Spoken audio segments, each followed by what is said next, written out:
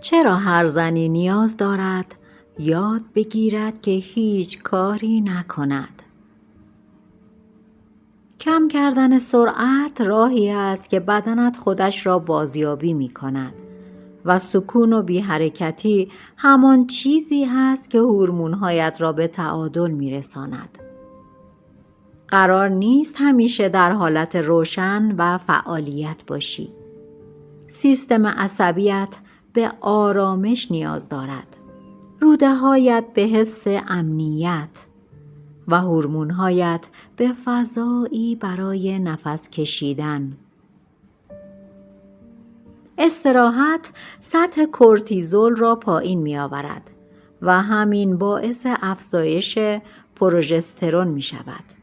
هورمونی که چرخت را منظم نگه می‌دارد، خلق و خویت را پایدار می‌کند و بدنت را قوی و مقاوم می‌سازد.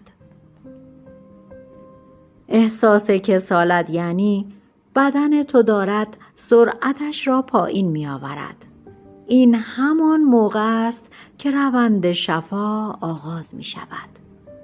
گوارش بهتر می‌شود، انرژی برمیگردد و پوست شفاف می‌شود.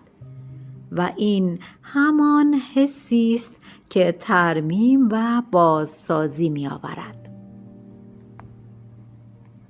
وقتی احساس خستگی یا مشکلات جسمی و روحی داری، به معنی این نیست که تو ضعیف هستی یا اشتباه می‌کنی.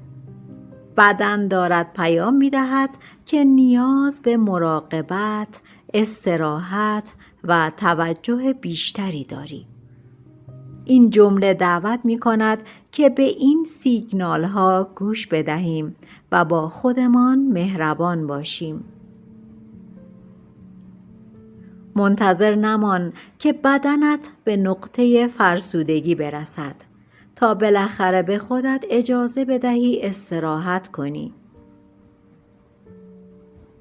سکوت، فضا و مراقبت از روح تجملات نیست، بلکه چیزهایی هستند که هورمون‌ها و سلامت روان تو به آنها بستگی دارد.